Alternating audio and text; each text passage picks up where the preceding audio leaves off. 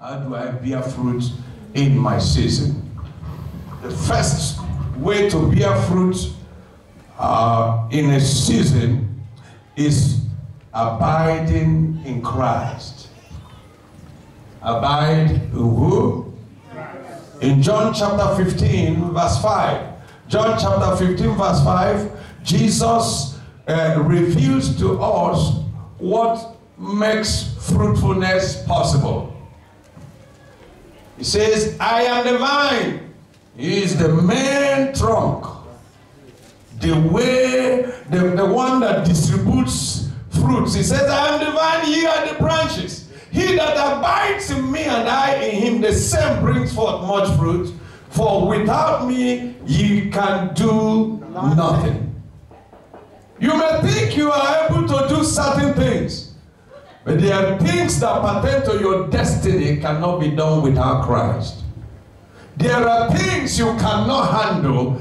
As far as there are things that have to do with your destiny, it will be difficult for you to handle. It's impossible without it. Unless you are out of your destiny, you can do so many things.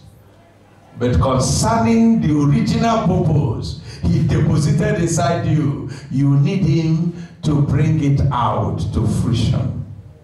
Most people are doing several things. Most people are achieving certain heights in life, but they are out of their destiny.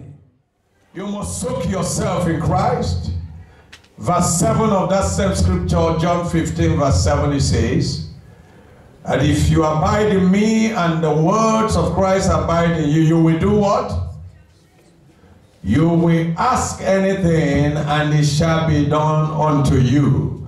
Fruitfulness. Somebody say fruitfulness. Fruitfulness. Verse 8 of that same scripture said, verse 8 of that same scripture, it says that herein is my Father glorified, that you bear much fruit, so shall ye be my disciples. If you are connected to Christ, you begin to bear fruit. There are different types of fruit. But time will fail us to talk about all of them. But as we speak, you will know there are fruit a Christian is supposed to bear. Number one fruit a Christian is supposed to bear is the fruit of the Spirit, which is love, joy, peace, goodness, gentleness, meekness, faith, and self-control. This is the Christian's major fruit. That's the nature of God. This is the character that takes us to heaven. We must bear this fruit. If this fruit is not in you, I'm sorry, nobody can be a believer without bearing this fruit.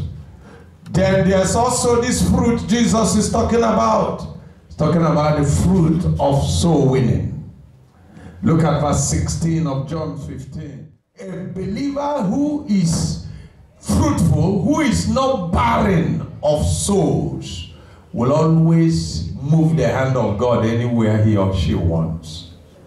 A believer who is burdened by the dying souls going to hell and bringing them out will be a friend of God. It touches the heart of God. The heartbeat of God is soul. A believer who is barren of souls will be barren before God in everything. Because this is where the reason why God came to earth. That's the reason why Jesus came. You are fished out from the rocks and the ocean of sin. And whoever is a messenger of good news, whoever is a witness, a testifier for Jesus, is the true friend of Jesus. And Jesus calls those people who are soul winners as his friends. And he calls them wise people. Abiding in Christ. Abiding in Christ means soaking yourself in the Word of God. Soaking yourself in the teachings of Christ. Soaking yourself in the values of Christ. Number two, How will a tree bear much fruit? By taking root downwards. If you don't take root downwards, you need to be rooted. Somebody say rooted. Isaiah 37 verse 31. Isaiah 37 verse 31, it says you need to take root downwards. You need to take root downwards in order to bear fruit upwards. Anyone that is in a hurry to do anything to finish it always is like a man that builds his house on a sand, no foundation. A building without good foundation will collapse at the slightest challenge. And the remnant that is escaped of the house of Judah shall again take root downward and bear fruit upward. If you want to bear fruit, you need to dig deep. Be tap-rooted. You can kill a tree, but until you take off, you uproot the roots, it will grow again. So I don't care where the enemy has cut you down. Because you are rooted and grounded in Christ, you are coming up again in the name of Jesus. I didn't hear you believing amen. For you to bear fruit upwards, you must take root downwards. What does this mean? It means to be rooted and grounded in the truth. Look at the book of Colossians chapter 2. Colossians 2 verse 6, 7 and 8. Colossians 2. Rooted and built up in him and established in the faith as you have been taught, abounding therein with thanksgiving. You need to be rooted.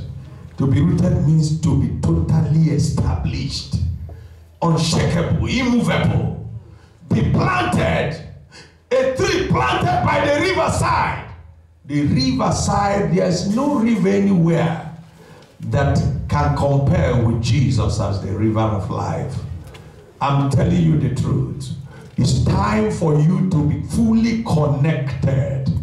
When a man is connected to the highest authority in the land, he withdraws from that connection. That's why you need to be rooted. Be rooted and grounded in Christ. Be rooted and grounded in him. Praise God.